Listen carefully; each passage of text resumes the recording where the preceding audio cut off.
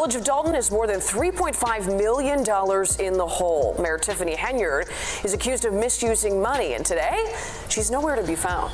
Very, very diligently, very hard in the difficult circumstances to get as much information as we could to share with you. She thinks she's going to jail. I'm also a former Cook County Sheriff for the Department of Corrections, and I suggest that she go and take a tour of that facility so she can see.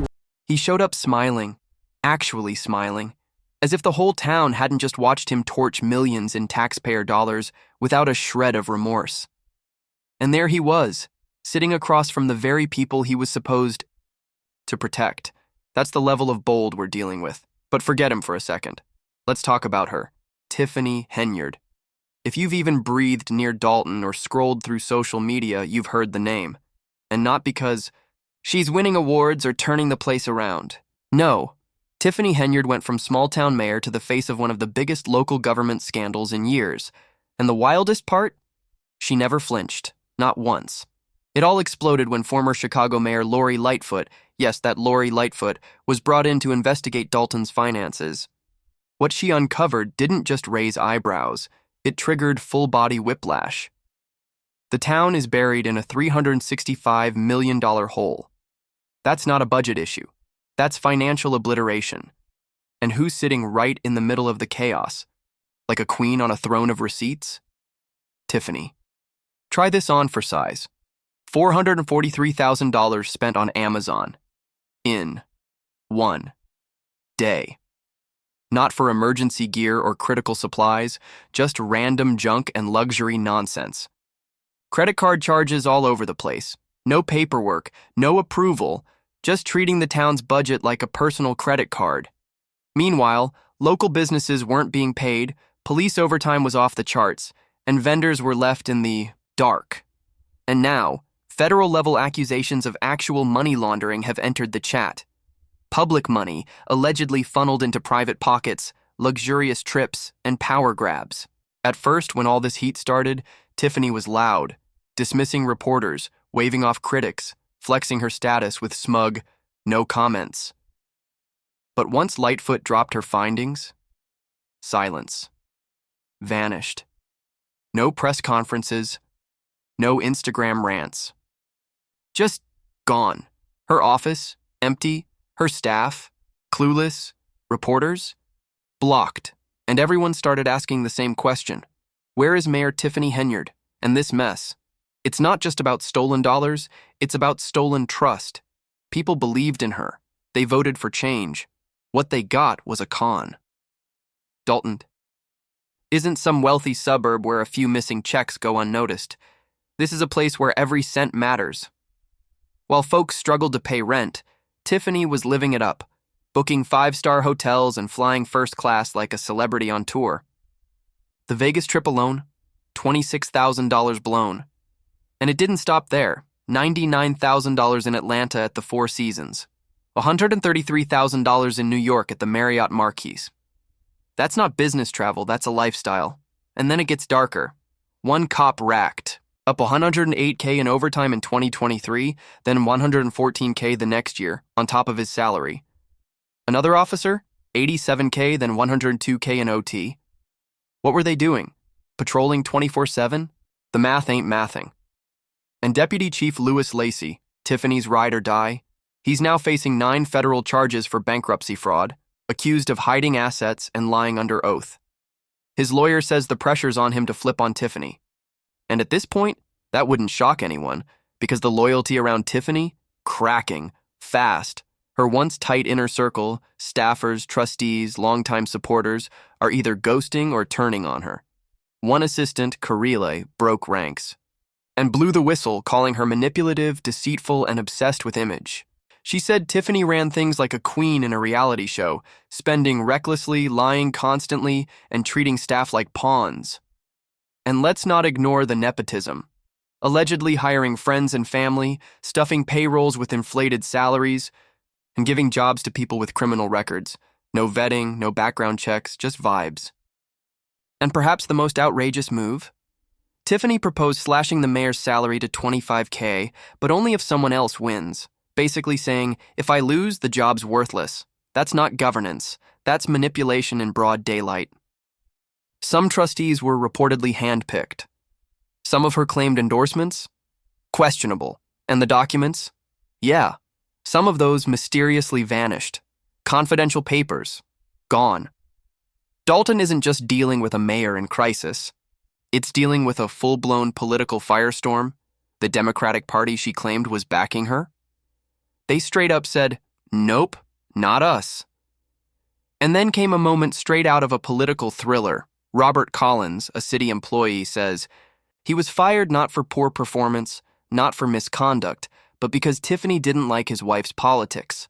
Fired without board approval, which, if true, is straight up illegal. Abuse of power in broad daylight. And remember those ice rinks she had built? She dropped thousands on 2 of them, one allegedly named after her daughter. No board approval, no community vote, just decided to do it like she was queen of her own estate, not mayor of a struggling town. And now the Illinois Attorney General is demanding financial records for her cancer awareness charity. Yes, she ran one. And yes, there are serious claims that taxpayer funds were funneled into it. That's not awareness, that's exploitation. And naturally, the FBI's involved now. Because let's be honest, you don't blow through this much public money and dodge this much accountability without eventually getting federal attention. But it gets worse. She fired the police chief, the same chief who started investigating her questionable credit card use. As soon as he got close to the receipts, he was gone. Coincidence? No one thinks so. It felt like a cover-up, like a warning to anyone who got too close to the truth. The community, rightfully, exploded. People packed town council meetings, crying, shouting, begging for answers. Workers were unpaid, city bills were stacking up, and Tiffany, missing in action. And when she did respond, cold, defensive, dismissive, no accountability, just attitude. She was out here pretending everything was fine. She even told reporters, "Y'all don't do your research, you just listen to people." Feeding you fake stories. Girl, what? When people asked for proof, for transparency, she called it fake news. She painted herself as the victim, even while the evidence screamed otherwise. And then she vanished again. Rumors say she started going by her middle name, Aisha, trying to stay under the radar. Some think she's hiding. Others believe she's avoiding subpoenas. And a few, they're convinced she's plotting a comeback. But here's the wildest part. Tiffany wasn't even supposed to be mayor. The original contenders were seasoned trustees like Joyce Washington and Cassandra Stone. But right before the deadline, one trustee slid Tiffany's name in at the last second, and boom, she won. Some say she planned it all behind the scenes. And honestly, wouldn't be surprising, because the moment she got power, she started swinging. She fired staff loyal to the old administration, replaced key people, and clashed with longtime employees. One woman, Stephanie Weidman, said Tiffany told her, "You're not part of my team," then stripped her job duties and froze her out. Just ego, no logic. And Cassandra? She was literally locked out of her office. Not figuratively, literally. And when she got back in, sensitive files were left out in the open. Social security numbers, medical data, all just lying around. That's not just unprofessional, it's a privacy disaster waiting to happen. And the lawsuits? They're piling up. Sandra Tracy says she was fired after coming back from medical leave. She was working from her car, unpaid, while caring for a sick husband, and says the stress gave her a heart attack. She's suing for emotional distress. Karen Johnson? Fired after refusing to help with Tiffany's recall campaign. Yeah, allegedly used public employees for campaign work. That's not shady, it's flat out illegal. Samisha Williams? Fired after losing her trustee race. She says she was ordered to block resident permits unless they donated to Tiffany's campaign. When she refused, she got a termination letter, hand-delivered by a police officer. She's now suing at both the county and federal level.